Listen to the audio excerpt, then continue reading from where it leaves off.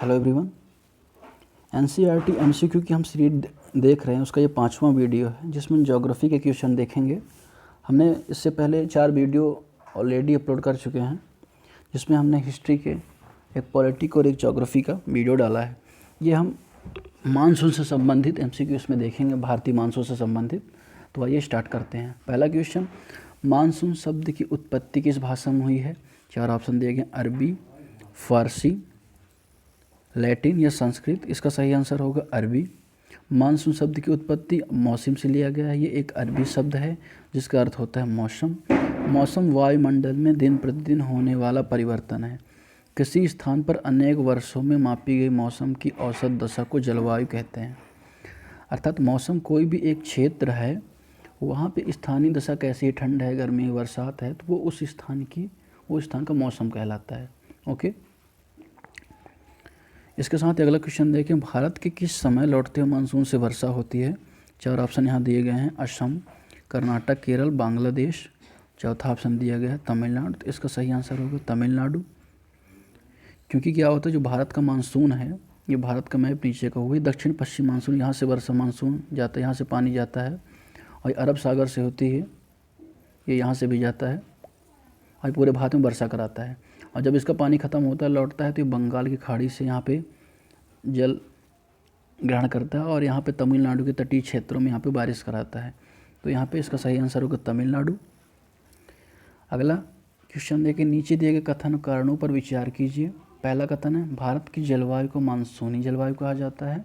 कारण के बीच हम क्योंकि लगा लेंगे तो हमें थोड़ा सा क्लियर हो जाएगा। क्योंकि भारत की स्थिति उष्णकटिबंध में होने के कारण अधिकतर वर्षा मानसूनी पवनों से होती है। तो कौन सा सही है, कथन कारण व्याख्या कर रहा है, नहीं कर रहा है? तो यहाँ पे हम क्या देखेंगे, भारत की जो जलवायु है मानसूनी जलवायु, क्योंकि भारत की स्थिति उष्णकटिबंध में होने के कारण अधिकतर मानसूनी पवनें यहाँ आती हैं। तो इसका जो पहला ऑप्शन है वो एकदम सही है। ओके। फोर्थ क्वेश्चन में हम चले, किसी स्थान की जलवायु को निर्धारित करने वाले कौन कौन से कारक महत्वपूर्ण होते हैं? पहला स्थान की स्थिति, दूसरा ऊंचाई, तीसरा समुद्र तल से दूरी, या चौथा उसकी उच्चावच, या कम या ज़्यादा नीचा। तो 4 ऑप्शन दिए गए यहाँ पे, पहला, दूसरा, तीसरा, चौथा, या तीसरा, चौथा, या उपरोक्त सभी। इसका सही आंसर होगा उपरोक्त सभी, क्योंकि किसी भी स्थान की जलवायु वहाँ की ऊंचाई, समुद्र तल से ऊंचाई तथा उच्चावच पर निर्भर करती है। इसीलिए हमें भारत की जलवायु में क्षेत्रीय विभिन्नता का अनुभव होता है। ओके।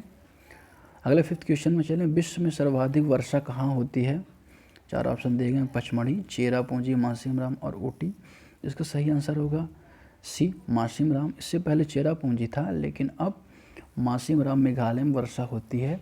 1100 सेंटीमीटर के आसपास यहाँ वर्षा होती है। इसका कारण यह है कि जो मासिमराम है, ये यहाँ पे अगर हम नॉर्थ ईस्ट का मैप बनाएं तो ये यहाँ पे असम है और यहाँ पे मेघालय है।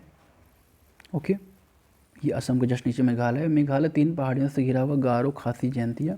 तो यहाँ से जैसे ही जो मानसून गुजरता है, बादल गुजरते हैं, तो ये तीनों तरफ से घेर के यहाँ पे पहाड़ों से टकराने के कारण यहाँ बहुत ज़्यादा वर्षा होती है। ओके। नेक्स्ट क्वेश्चन देखें, भारत में उष्णकटिबंध वर्षा कहाँ पाए जाते हैं?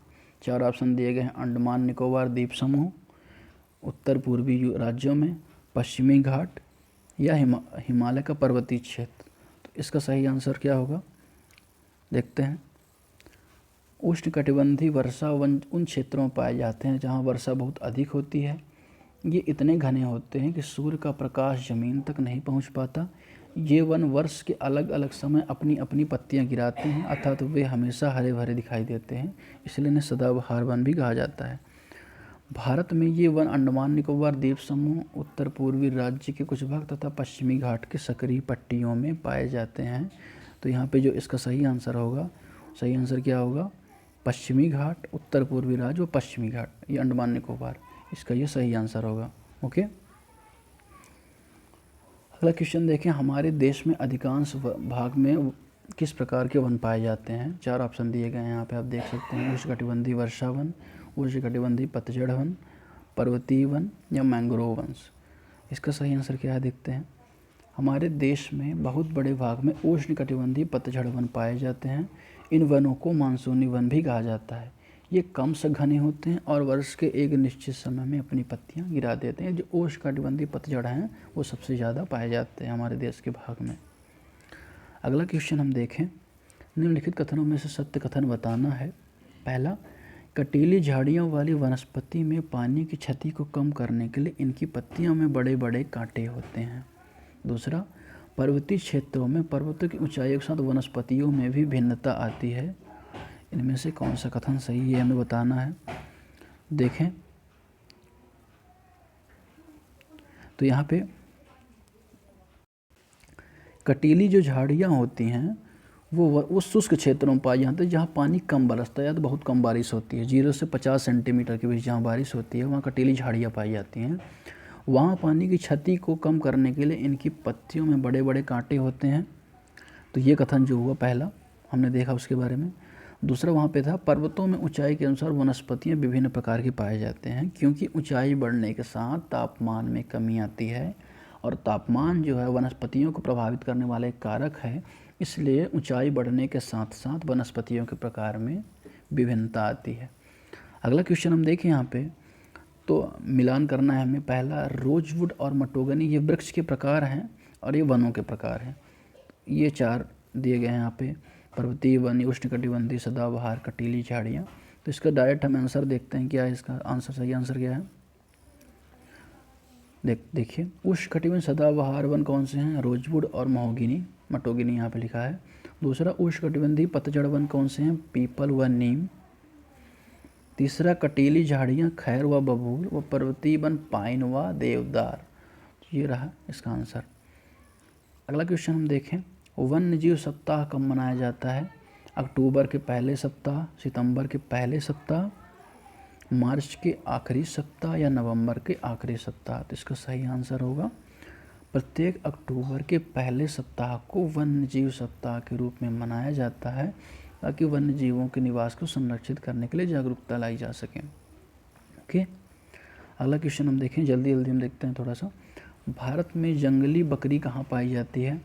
4 ऑप्शन दिए गए हैं, पश्चिमी घाट, पूर्वी घाट, गिर वन तथा चौथा ऑप्शन क्या है यहाँ पे, हिमालय क्षेत्र। इसका सही आंसर होगा जंगली बकरी हिम तेंदुआ भालू हिमालय क्षेत्र में पाए जाते हैं। तो इसका सही आंसर होगा हिमालय क्षेत्र। ओके, अगला क्वेश्चन देखें, भारत में जंगली गधे का प्राकृतिक निवास स्थल कहाँ है। जंगली गधा कहाँ पाया जाता है, गिर वन, सुंदरवन, इसके अलावा कच्छ का रण, ये पश्चिमी राजस्थान के मरुस्थल। तो इसका सही आंसर होगा कच्छ के रण में जंगली गधे पाए जाते हैं। वहाँ एक राष्ट्रीय उद्यान भी है, ज्ञान भारती राष्ट्रीय उद्यान, जहाँ जंगली गधों का संरक्षण किया जाता है। ओके,